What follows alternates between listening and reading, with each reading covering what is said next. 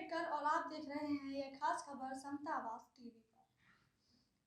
आप सभी के मन में ये सवाल तो ज़रूर आता होगा कि आखिर बाबा साहेब डॉक्टर भीमराव अम्बेडकर ने ऐसा क्यों कहा था कि मुझे पढ़े लिखे लोगों ने ही धोखा दिया है। ऐसे ही एक पत्रकार के मन में यह सवाल था कि आखिर बाबा साहेब ने ऐसा क्यों कहा था।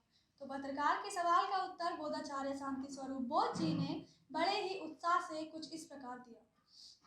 बोधाचार्य शांति स्वरूप बोध जी ने कहा, जो प्रश्न साक्षात्कार के दौरान पत्रकार उनसे पूछा था वह बड़ा सटीक और बहुत बार मेरे मन में आता था कि इस पर कुछ बात होनी चाहिए।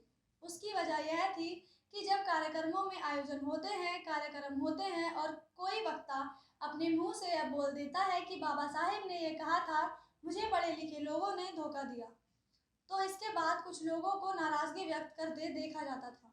कई लोग वक्ता से कुतर्क करते थे।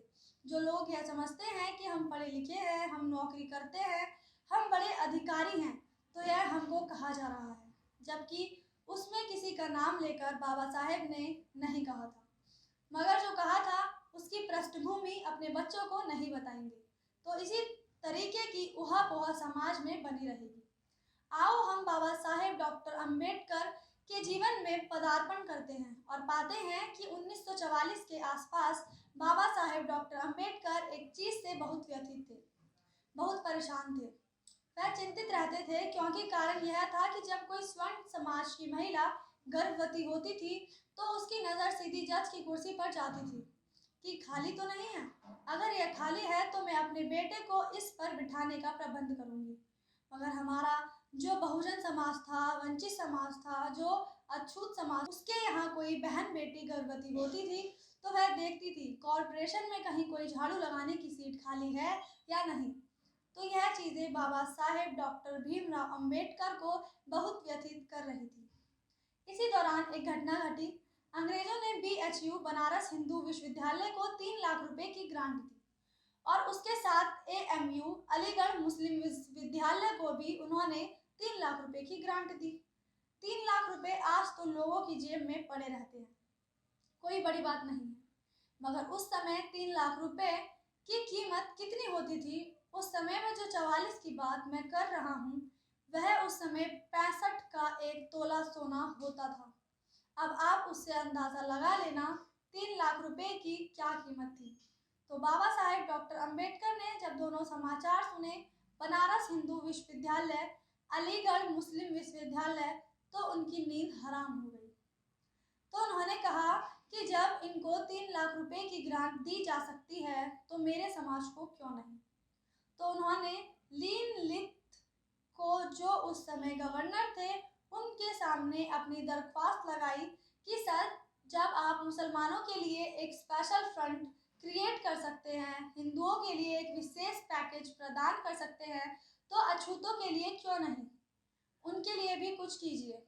तो गवर्नर साहब ने बोला, एक बात बताइए कि हमारी इस संबंध में गांधी जी से बात हुई थी और यह तय हुआ था कि हम आपके लिए भी कुछ राशि निश्चित करेंगे।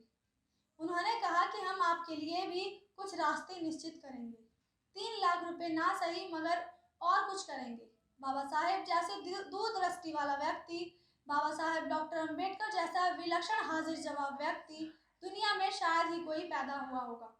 इधर गवर्नर ने अपने मुंह से अभी पूरी बात कही भी नहीं थी तो बाबा साहेब डॉक्टर अम्बेडकर ने कहा कि अपने गांधी का यह प्रस्ताव पास कैसे कर लिया, मसला तो हमारा है। आपने समाज की बेटियों को पढ़ा लिखा करके पढ़े लिखे लड़के कहाँ से लाएंगे। यह एक षड्यंत्र है मेरे समाज को दूषित करने का, मेरे समाज को भ्रष्ट करने का।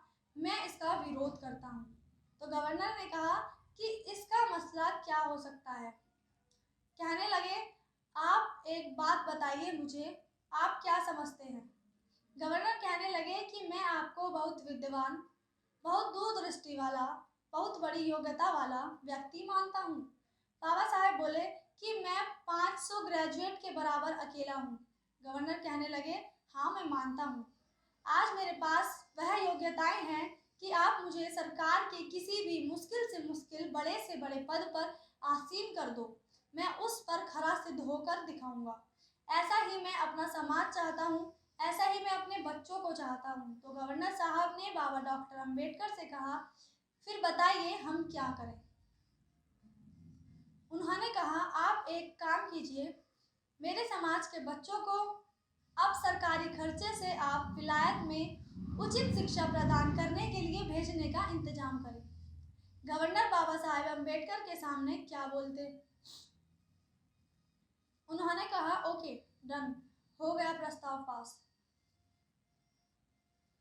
तब एक प्रस्ताव बना कि भारतवर्ष के अछूत छात्रों को इंग्लैंड में सरकारी खर्चे से पढ़ने को भेजा जाएगा।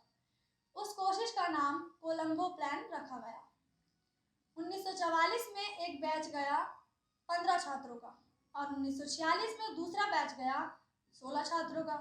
31 छात्र बाबा साहेब डॉक्टर अंबेडकर के रिकमेंडेशन, बाबा साहेब डॉक्टर अंबेडकर की सिफारिश, बाबा साहेब डॉक्टर अंबेडकर की अनुशंसा के तहत इन 31 छात्रों को इंग्लैंड पढ़ने के लिए भेजा गया।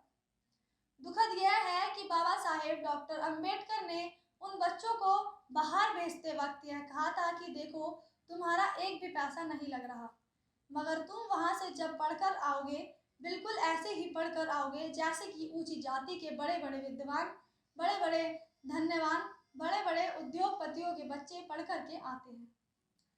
अब आप एक काम करना, जब वहां से काबिल बनकर आ जाओ, आप अच्छी पोस्ट पा लो, तो आप अपने समाज का भी ध्यान रखना, उनकी गरीबी दूर करने का, उनकी अज्ञानता दूर करने का, उनके असंगठन को दूर करने के काम में लगना।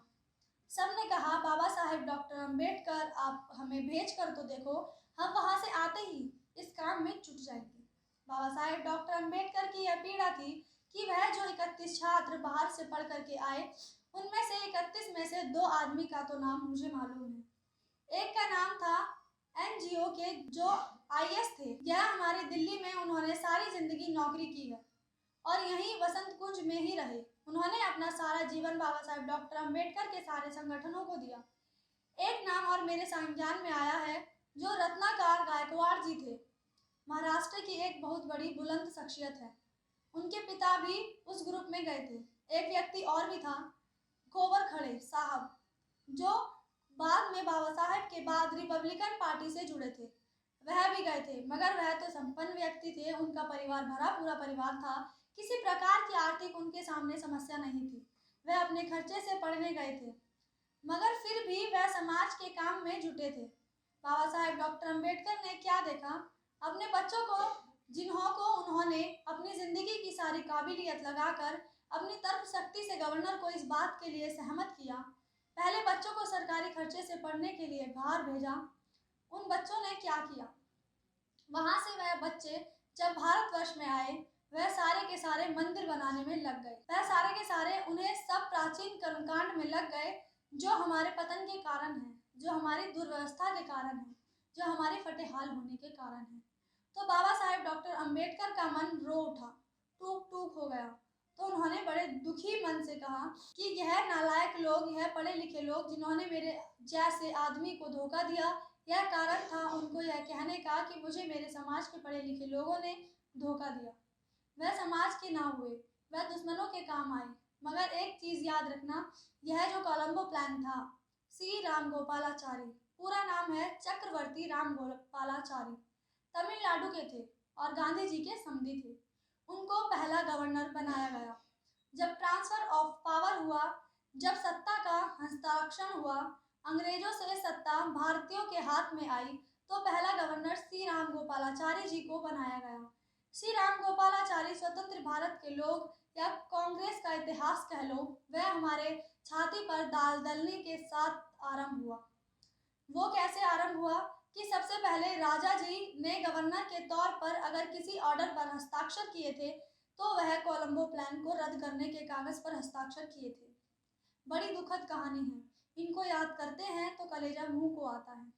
बच्चों, अपने इतिहास को जानो और कोई बात बाबा साहेब डॉक्टर अंबेडकर के जीवन से बताई जाती है, उसको समझने का प्रयास करो, उसकी गहराई में जाने का प्रयास करो और उसको सही दिशा में प्रचारित करने का प्रयास करो।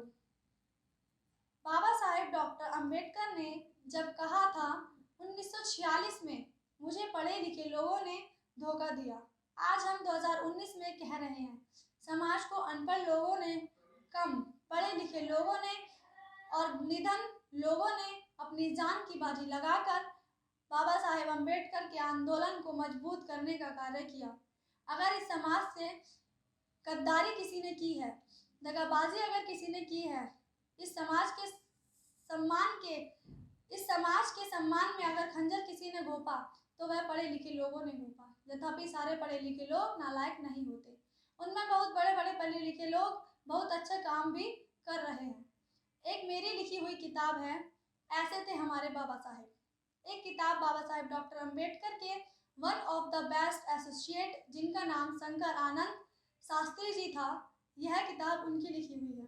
और एक किताब यह सारी जानकारियाँ जो हमें मिलती हैं हमारे ज्ञान के स्रोत भाई विजय सुरूज जी जो मुंबई निवासी हैं, उनके यह भारतवर्ष की बाबा साहेब की सबसे पहली सबसे बड़ी फ़ोटो एल्बम है। और इस एल्बम में ऑन सेकंड बैच के 16 स्टूडेंट का नाम है जो दलित थे, इंग्लैंड पढ़ने गए थे। उनका इसमें यह फ़ोटो भी दिखा दिया गया है। यह प्रमाणित जानकारियाँ हैं और इन सब के नाम इसमें दिए गए हैं। वीडियो का स्रोत बोधाचार्य शांति स्वरूप बोध जी की साक्षात्कार से लिया गया है। वीडियो का लिंक डिस्क्रिप्शन में दिया गया है। इस वीडियो के बारे में आपकी क्या राय है कमेंट बॉक्स में लिखना न भूलें। वीडियो को अंत तक देखने के लिए धन्यवाद। जय भीम, नमो बुद्धाय। सब्सक्राइब करें आपके अपने चैनल समतावाज टीवी को, बेल आइकन दबाना ना भूलें सबसे पहले हमारी वीडियो देखने के लिए।